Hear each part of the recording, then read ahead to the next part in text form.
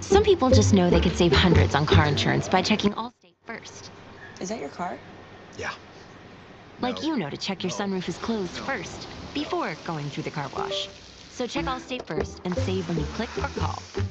It's OKC, where the Thunder, with their 80 victories combined between the regular season and the postseason, arrived. What's up? He dabbed me up. I wasn't going to bother the young man walking in. And the Pacers turned it over at an historic clip in the first half. This Oklahoma City defense is just astounding. You see the hands in the passing lanes. Deflections are a point of pride within this team. And so is the play of every man on the floor. They are led by their MVP of the league, and that is Shai Gilgeous-Alexander. The lead is 12 at the half. But this Pacer team keeps hanging around, as they are wont to do. Here, again, it's defense, and it turns to offense. Off the Alex Caruso miss, Isaiah Hartenstein is there. With a putback hammer, the lead is down, back up to 13. Late in the third, this felt huge. Siakam cuts it to 6. And you're thinking, all right, this Pacer team's going to sign up for 48, but then that felt massive because the MVP hits the 3, the lead's back to 9, and it quickly balloons into the fourth. Here, off the inbounds, give me that, Jalen Williams in transition. And it's a 15-point lead, but this Pacers team has made a habit of erasing 15-point leads in the playoffs, in the postseason. What a bucket from Caruso. He's got a ring from his time with LA in the bubble, and the man with the headband thinks perhaps the victory could be theirs, but again, this Pacers team keeps fighting. Obi Toppin a 3. This was a huge Miles Turner head fake off glass. You'll take it any way you can get it. And suddenly it's a 4-point game. It's 6. How about the play of Andrew Nembhard? I know Doris Burke standing by. I cannot wait to talk about his play on both ends. Hits that there. Here, great defense. That's Lou Dort. I said he was the guy checking Halliburton on the last shot. It wasn't, it was Wallace, but that's Dort. That turns into offense on the other end from SGA. And then here it's a 3-point game. Can you get the tie? No, but Siakam right there, Eastern Conference Finals MVP, the putback. It's a 1-point game late. Who's playing defense? It's Nembhard. Make it as hard as you can. It's a little long. The rebound, Nesmith. Here comes the Pacers, and they have got a timeout. But they trust their man. That's Cason Wallace, who got the start tonight. My apologies to the misidentification. I was floor level and couldn't see over the crowd. That's the pops of Halliburton. That's John, and he's excited to see what his son continues to do. He doesn't seem to exhaust the number of these shots late, as this is what they do. You go back to round 1, game 5 against the Bucks, and that was a game that Milwaukee looked for all the world like they had won until in the very last moments it's Ty Halliburton who takes it to the cup and wins it, and that ended Milwaukee's season. It was an 8-0 run. Ty Halliburton puts it to bed. Then game 2 on the road. Again, they've been road against an NBA squad in the first half. It was absolutely pathetic. They literally looked petrified because the ill-advised passes, you were throwing bounce passes to a 7-footer's feet. You were throwing passes in traffic. You were catching the ball on an outlet pass and turning around, and there was a Caruso or a Wallace or a Shai there to steal the ball. One time Halliburton had Shai one-on-one, blew by him and went up to the layup. Only problem was he didn't have the ball. Shai had the ball going the other way because he stripped him on the way up. They had 19 turnovers in the first half. I thought they were going to have 35 by the end of the game because of what I saw in the third quarter after they came out. But Tim makes a good point, as always, when you talked about they weren't converting turnovers. This is OKC coming in the game leading everybody in the postseason. 21 points a game off turnovers. Tonight, just 11 points. 11-4. And then I think about Halliburton, and what can you say about this kid? I thought he looked like a deer in headlights for most of this game. But when it really, really counted, he made the shots. The rest of the NBA, regular season or overtime, last 15 seconds of a game with the game on the line to tie or to take the lead, the rest of the league in the postseason was 4 of 26. All right. Halliburton, 5 for 5. 4-game winners. They're calling him Halle Curry right now. Yeah. That's what they're calling him. Well, that's what they're calling him right now. I know, and I don't know what else to say. Well, the question of star/superstar has been bandied about, and I understand that. Superstars should be reserved for the very highest level, and there's only space for so many, right? There's VIP in the club, and then there's VIP up there where only the true greats can go. if this young man continues to make shots like Fair this enough. at this point in the season against New York and now here, this is the finals, fellas. Yeah. That's how you become legendary. This is the stuff that they put on the highlight reels 30 years You make your money from in now. the regular season. You make your legacy in the postseason. And the very special quality Superstar. that he has, and he's done it time and time again in the postseason. That's an incredible number that you just threw out there. He has the rare ability, despite how his night has gone to that point, to slow the game down in the game's biggest moments and to shoot the ball with the same exact muscle memory that he does all the time. And he talked to you about it. He said, yeah, I work on this all the time. That doesn't prepare you for having the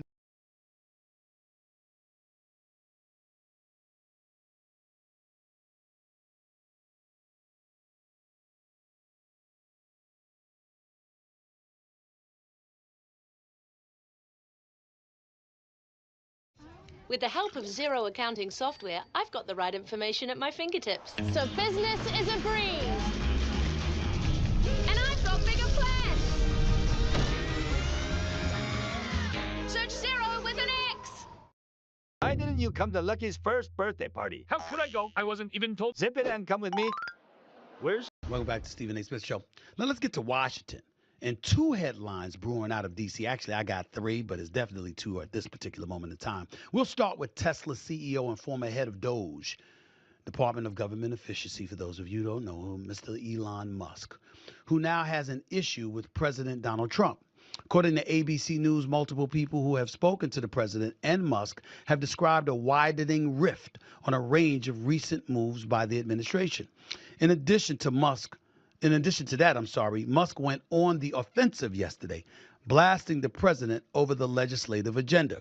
Here's what he posted on X last night. Quote, "I'm sorry, but I just can't stand it anymore. This massive, outrageous, pork-filled congressional spending bill is a disgusting abomination.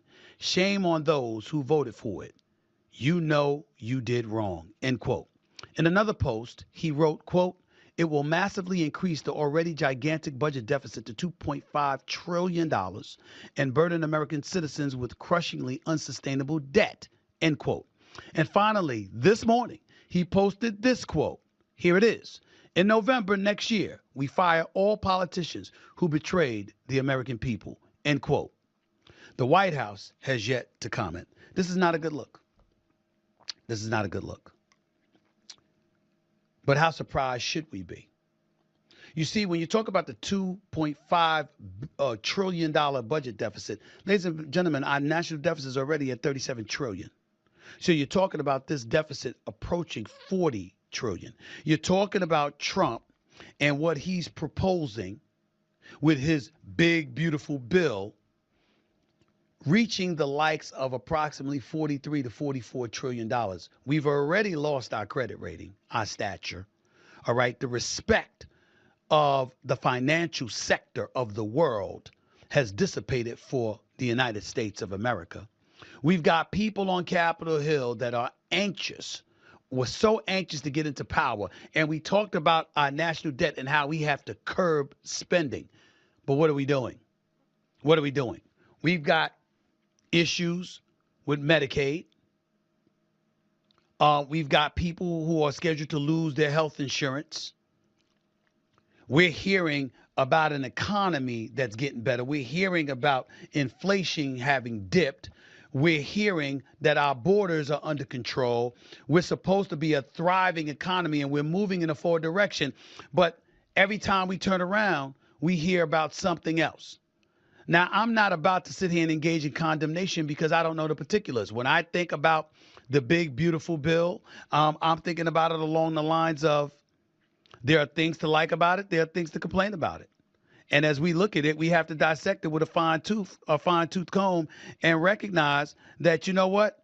Everybody's going to have their feelings. When I think about it from my notes that I took in terms of the big, beautiful bill act, I just find myself saying, hey, what's going on?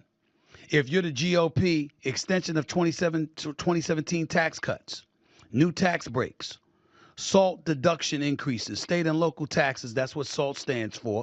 Deduction cap is raised from $10,000 to $40,000 for married couples earning up to $500,000, addressing concerns from representatives in high tax states like New York and New Jersey. The GOP finds that to be a very good thing. Obviously, they claim this bill, the big, beautiful bill, is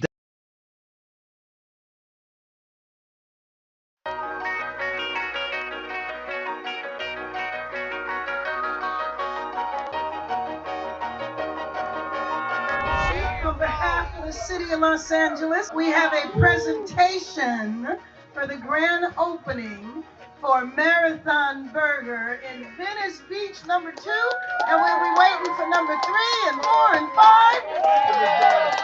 5 in the tradition and the spirit of us. I can feel the excitement like I can sense an indictment. I swear I hope that I'm wrong, but just in case I'm on my tip. Forever on some fly shit, however in logic. Spend a regular nigga monthly income on my... Marathon Burger Venice Beach is officially open for business.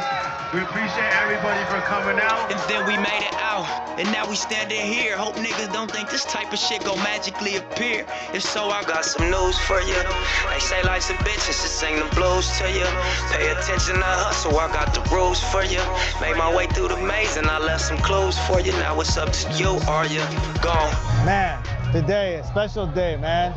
We're here May 31st. We're here at the Venice Beach Boardwalk for the grand opening of store number 2 for Marathon Burger. Hey, to see Big Bro establishment on the boardwalk is crazy, bro. So, you know, that should mean everything to a nigga, especially if he from the city, you feel me? Glad we at store number 2, you know what I'm saying? We done doubled up on them, and we done really brought Slauson to Venice, like Hustle said, you know what I mean? Still out here on this mission and I'm miles away.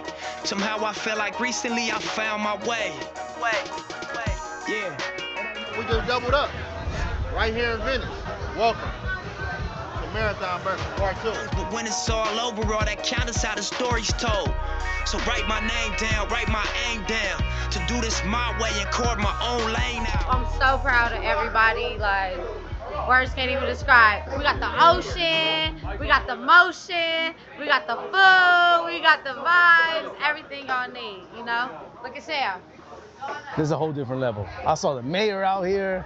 I know Lauren and the whole team came to celebrate. Man, good energy today from the whole community. And the line was to the ocean, all right? There's people on floaties in line, you know what I'm saying? It continues and it continues and it continues, okay? Stop too, but you know, like Nipsey said, finish what we started. This thing's gonna go all over the world. Marathon Burger to the stars, come on. How many people called, just a few chosen. And that's why I'm chosen. To the stars, come on. How many people called, just a few chosen. And that's why I go hard, cause I...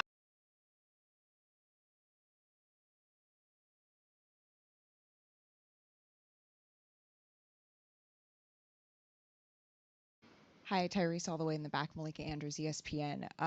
The only lead change of the entire game was your game winner, and they say 1 time is luck, 2 times is a habit, 3 times it's the truth. So what's the 4th time that you're able to take control of a game like that in the NBA Finals? In the back, Malika Andrews,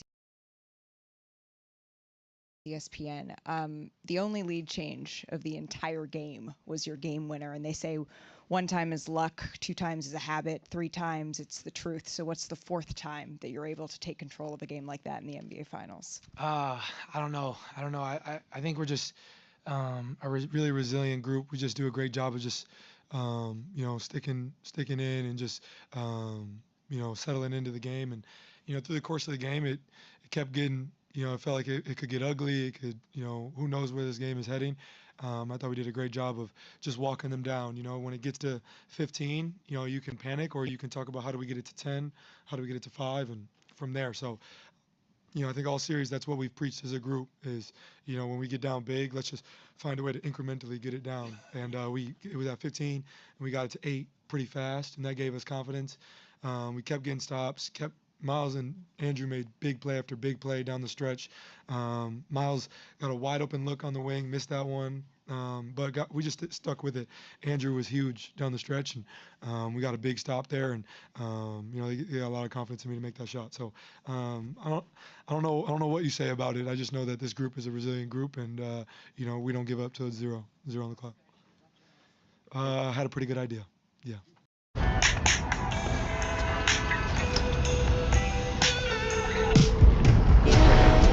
New Haagen-Dazs Belgian waffle cones. Save the best for last. Over here on the right. Tyrese, Rick mentioned that you guys huddled up during the challenge there and just basically said, we get a stop here, we're going to go. Just one, how much confidence and faith do you have in those situations to not necessarily need a timeout to stop? And then was that a spot on the floor that you sort of were trying to get to? We normally kind of see you go to that middle of the floor, little lane there. Yeah, I think our conversation was more of a hypothetical because we thought Pascal got fouled there. You know, I was surprised there wasn't a call there. We didn't really know, with time on the clock, we saw a reset to 14 rather than a full shot clock. So at first we were talking about, do we trap twice and foul? And then we said, okay, there's difference on the clock. Let's just be solid, get a stop, and then rebound and run. And, Obi came up with it. I don't even know who came up with the rebound. I just know the ball ended up in Obi's hands, and then he passed it to me. So I thought we just did a great job of sticking with it and just, staying solid. In that situation, we had a couple dumb fouls. I had a couple dumb fouls there late in the fourth, sent them to the free throw line. But we just, showed our chest. We're solid. Had to get a big rebound there. That's a big rebound, especially with the guys on the court they have with Dort and Caruso crashing the glass. And, we got the rebound and just made a play on the offensive side. So, I'm obviously confident in my ability and feel like if I can get to, that spot, I feel very comfortable in there. It's a shot I've worked on a million times and I'll work on a million times more. So, we just have confidence in that shot. First row on the left. Ty, you guys turn it over 25 times. Shea goes for 38. This team is 36-1 in this building with a 15-point lead this year. Like, this is not the formula to win a game. And then some guys don't have these moments once in a lifetime. You've had 4 in 6 weeks. What is the secret sauce? Where is this coming from this group? And you can say you believe, and obviously you do, but it seems like the belief is much higher in this group than it is in probably a lot of other groups over the last few years. Yeah, it's a great question. The secret sauce today was these, but no, I'm just playing. But I think as a group, like I've said many times, after you have a run like last year, and then you get swept in the Eastern Conference Finals, and all the conversation is about is how you don't belong there, and how you lucked out to get there, and that it was a fluke. Guys are going to be pissed off. We're going to spend the summer pissed off. And then you come into the year with all the talk around how it was a fluke. You have an unsuccessful first couple months, and now that's easy for everybody to clown you and talk about you in a negative way. And I think as a group, we take everything personal. Like as a group, it's not just me, it's everybody. I feel like that's the DNA of this group. And that's not just me, that's our coaching staff does a great job of making us aware of what's being said. Us as players, we talk about it in the locker room, we talk about it on the plane. We're a young team, so we probably spend more time on social media than we should. But I just think we do a great job of taking things personal. And that gives this group more confidence, and we turned things around in January, which you guys know, and we just stuck with it. And I'm really proud of this group, and we just all got each other's back at every point, any negative thing that's said about anybody.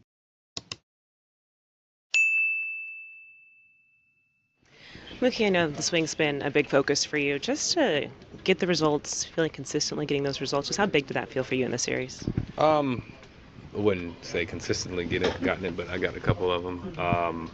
It's been all right. It's been a work in progress, but the main thing is just we won today, and it may not have looked pretty, but we got the W. Was there anything in specific you were maybe working on just while you're recovering from the toe injury that you think might have led to some of the offensive results? Yeah, for sure. I think that little break definitely gave me a little time to kind of dive in.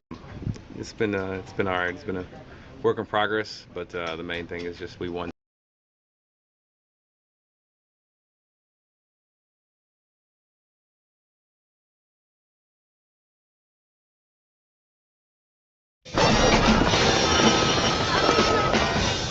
Sometimes the greatest rush. Obviously, you had a chance to put you guys up 3. What did you sort of see then and then in the sequence where they take it down and Tyrese hits the shot? Yeah, I thought I got a pretty good look. Felt good. Didn't go in. And then they got a look and it went in. I don't know. Basketball, ups and downs. It is what it is. You can't do anything about it now. Just got to be better for next game. Joe? Aside of the Oklahoma, Shea, was this reminiscent of Game 1 Denver at all for you? You guys control most of the game. They come back late. And if so, can you sort of draw back on that experience? Yeah, we just got to focus on being better. the series isn't 1-1, it's 1-4. So we have 4 more games to get. They have 3, and that's just where we are. We got to understand that, and we got to get to 4 before they get to 3 if we want to win the NBA championship, and it's that simple. It's not rocket science. We lost game 1. We have to be better. Nick on the right. Shea, in being better, what do you feel are some controllables, particularly on the offensive end of the floor, just given the number of looks you guys got in the paint, downhill? It seemed like you guys were getting downhill a lot, but those shots weren't going down. Yeah, honestly, I'm not too sure. It's hard to have that answer 20 minutes after the game. But yeah, for sure, it's definitely areas to get better on both ends of the floor, and so the next 2 days or 4, try to get better and then come out here and be a better team for game 2. Jenny here on the left. Shea, Jenny Carlson with the Oklahoman. You guys have, when you've had games that have slipped through your fingers in these playoffs, you've found a way to come back and make good on that.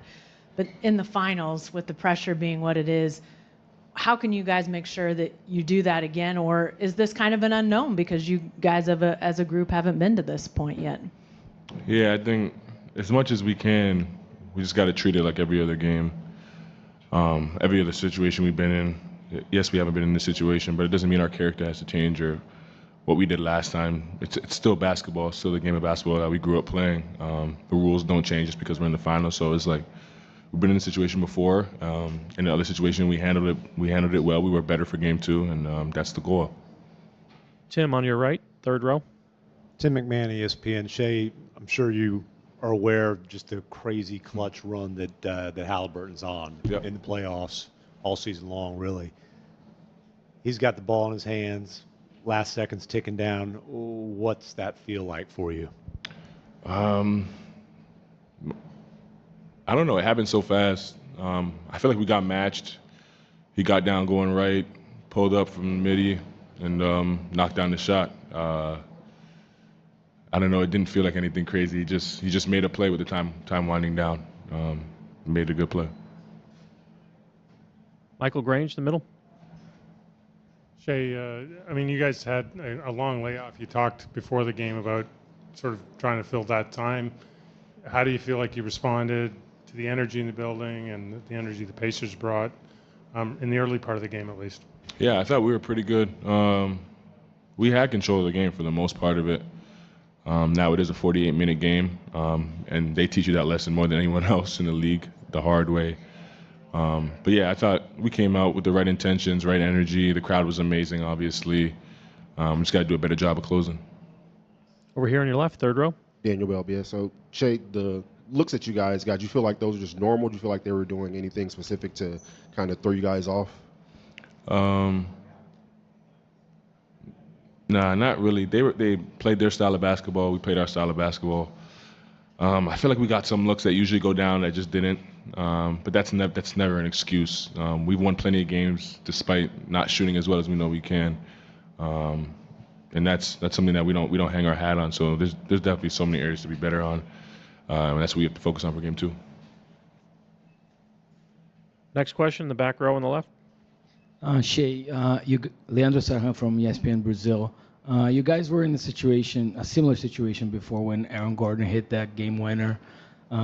What's the similarities? How can you guys bounce back after such a, hard? Probably it's hard to bounce back after that. Yeah. Like for me personally, like how you lose doesn't really matter. Obviously, it sucks the last second shot, but the energy in the arena and stuff like that. But we lost at the end of the day. We lost game 1. We've lost game 1 before, and on the other side of that, we came out a better team, and that's our goal. That's our mentality, to try to learn a lesson from the loss, like we always do, and move forward and be better. Anyone with a final question? Thank you, Shea. Sometimes my life can be a little crazy. That's why when you find stability, you got to grab it and hold on to it. Left with Tim. Tim Reynolds, AP. Rick, you guys have obviously made a habit of these incredible last-second events throughout this postseason. How, in a building where this team does not give up leads like that, where did you guys find the wherewithal to pull this one off? Just had to hang in. The first half was rough. 19 turnovers. The good thing was it was only 9 points. And so, we were within reach of still being in the game. I think we won the third quarter by 3, which was progress. And then, they went up 15. And we just said, hey, let's just keep chipping away at the rock. Got to keep pounding the rock, and just chip away and hang in. And we've had a lot of experience in these kinds of games, and our guys have a real good feel for what it's all about, giving ourselves a chance. And we got fortunate, but made plays. Right here in the front. Scott Agnes, Fieldhouse Files. Rick, take us through kind of the locker room after the game, the message, because you want to enjoy it, but you also quickly have to move on to the next one. Yeah, we haven't been celebrating a whole lot with anything, really, and that's some of that is our experience last year. So some of it is Pascal having been through this kind of a run and getting to the finals before. We know we have a lot of work to do.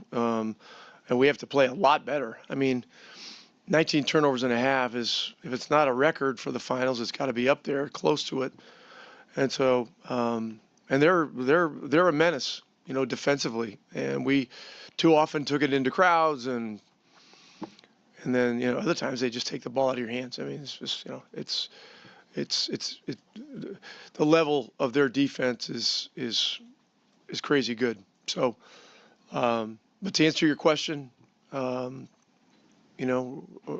real even temper after the game, and now there's two days between the first 2 games. Instead of a 13-day series, which we had with New York, this is day 1 of 17 days. So this is going to be a long journey and a lot going on, and so we're just going to have to keep our eye on the ball and keep focusing on one another. Steve, right here in the front. Rick, besides taking better care of the basketball, what went on in the locker room at halftime? It seemed like you guys might have figured something out or wanted to approach things differently than that first half. Well, there were different areas. I mean, they were getting to the rim a lot in the first half. The turnovers were the first thing that we talked about. It seemed like we were doing a good job on the boards, but they had 20 more shots than we did in the first half. And so,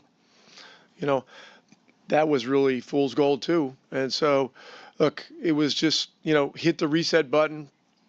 Let's go whistle to whistle in the third quarter, try to chip away at it and try to hang in. Mark here right in the front of the right. I know you're being cool, hand Luke right now and all that, but at any point did you say, damn, that was a hell of a comeback? No. Listen, been through too much of this, over the years, and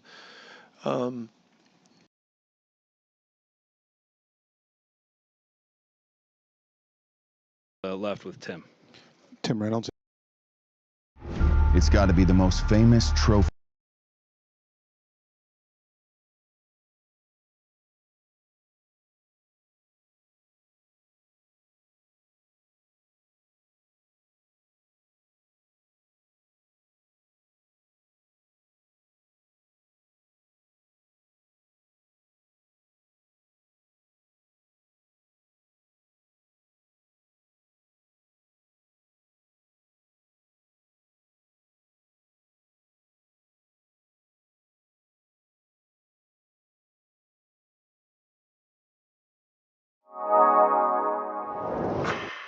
Cheat code, but yeah, it started because he cheat code. He always used a hoop. He always used a hoop all the time. Now, obviously, me being from LA, kind of just caught on because we used to always have these late night open runs. Then it turned into, a lot of people probably don't remember. I think they stopped it around before around your class. They used to have work ethic that he's seen. That's lit. How I want you to talk about, because like I said, I love giving people game on here. I think kids nowadays don't understand, like I had CP, you know what I'm saying, one of the best point, the same shit that we had to go through, and they can help you just navigate the right way. Bro. Yeah.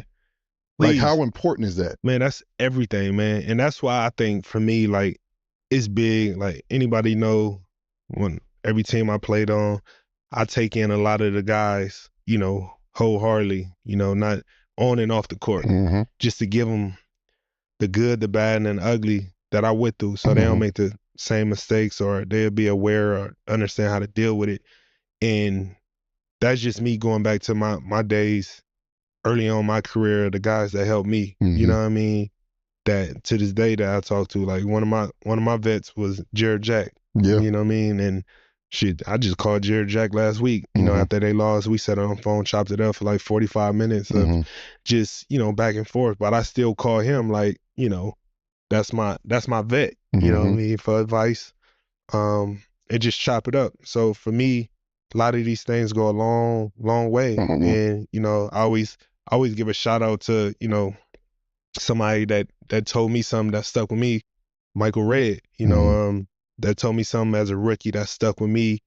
Just, listening to these vets that I looked up to that go a long way. Yeah. And it's crazy. I see him talking about it on his podcast like a couple of weeks ago, about me telling about the story what he told me my rookie year, and to look at it a decade and a half later, him bringing that up, still remember. Both of y'all You remember see what I'm that. saying? Yeah. That's what it's all about. For sure. That's what it's all about. And the more these young guys do that and understand how valuable that would take you, you'll go a long way, Because you can't do this by yourself, bro. No. It's impossible. Bro, it's no way. It's nobody. It's nobody who walked through this and navigated through this alone.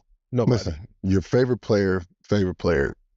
Bron don't do this shit by himself. Yeah. Jordan didn't do this. Like, nobody does bro. it because it's impossible. Yeah, you can't. With everything that comes with it, having those vets, like people Corey, get on the court. For sure. In a fancy car. I'm like, man, that shit nice. Yeah. You want it? I'm like, what you mean? He said, man, just drive out to the house today and just come get it. He drove to the gym. Corey McGetty. I remember being young, working out with him. He drove to the gym in a fancy car. I'm like, man, that shit nice. Yeah. You want it? I'm like, what you mean? He said, man, just drive out to the house today and just come get it. Like, what? I'm like, all right. Yeah. Man, I drove 2 hours in traffic For sure. to go get it. But to that point, it taught me a lesson of material things not important. You know what I mean? So by the time I did get my first big deal, like, I didn't care about getting nothing or spending $300,000 on a car. You know what I mean? Yeah. Cause I had a vet. Excuse me. Play you for those ultras? Well, we're kind of high level. Fascinating.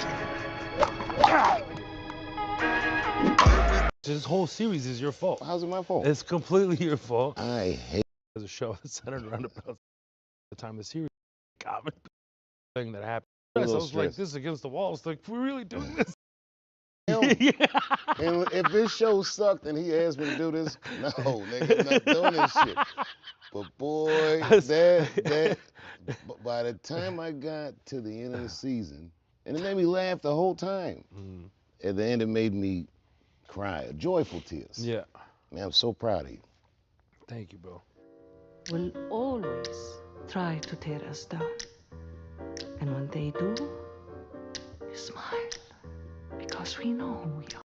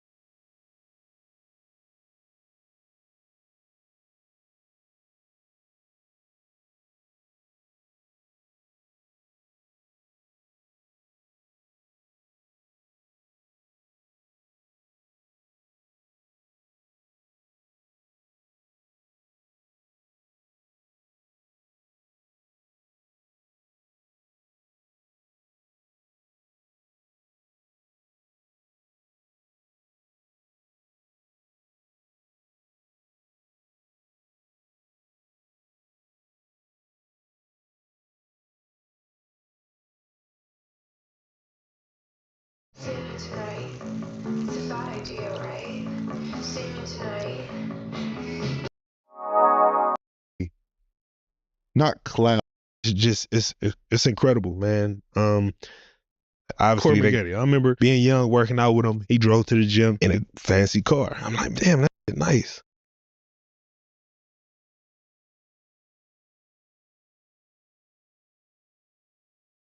All right, so I don't know if you follow. There's about a 9-second difference, shot clock and game clock. Shot, Burton, there's with a chance to win. There spins, pulls up, jumper, off. There's about a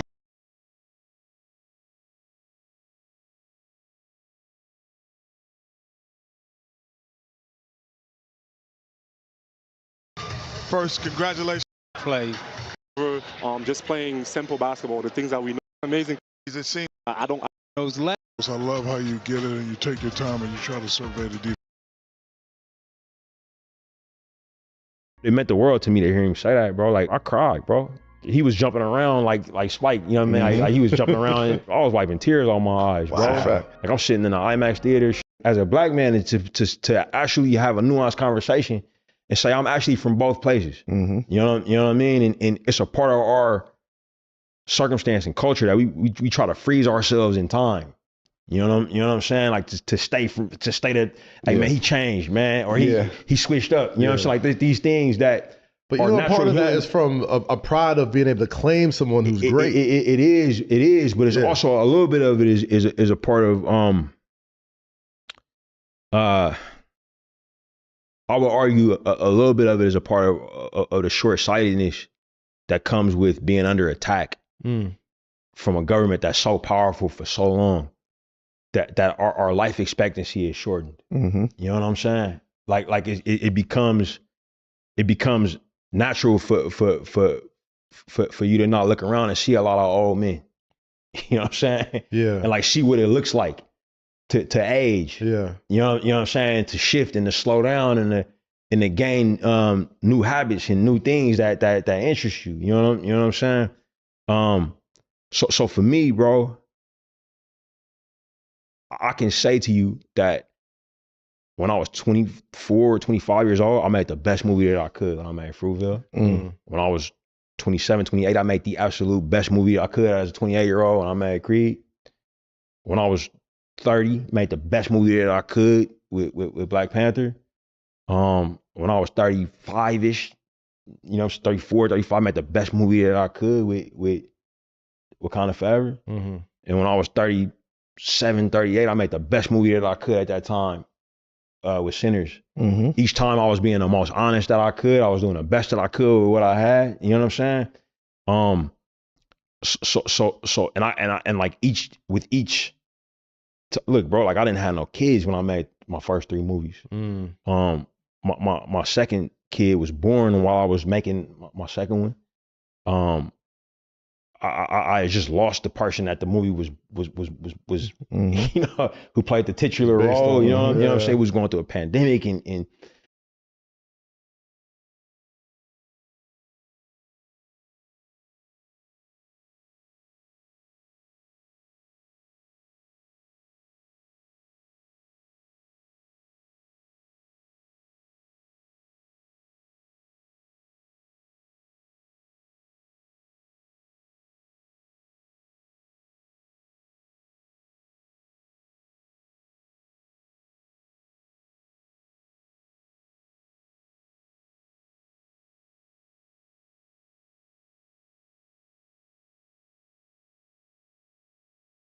You know Harbor Freight for affordability, but durability goes right along with it. You see, we test, and then we test again.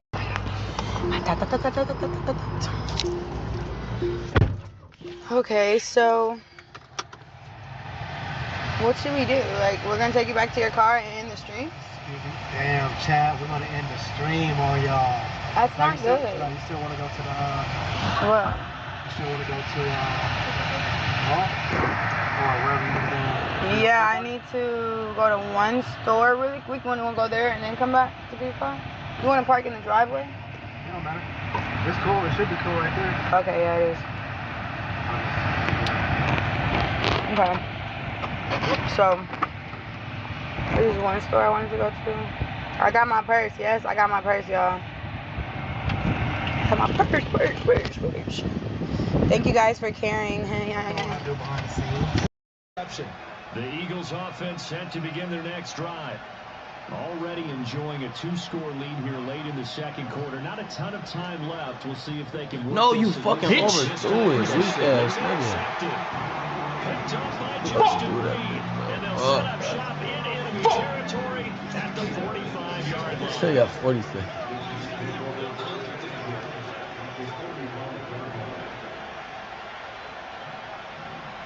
Nigga overthrew that bitch. I know I should just. Good, so after the INT, here's Mahomes. And a catch made by Hopkins. And he goes down, but not before getting his inside. Let's get right. The Chiefs now going to use the first of their timeouts as they stop it with 28 seconds to go. I know that was on me. That was on me. Let me lock in, bro.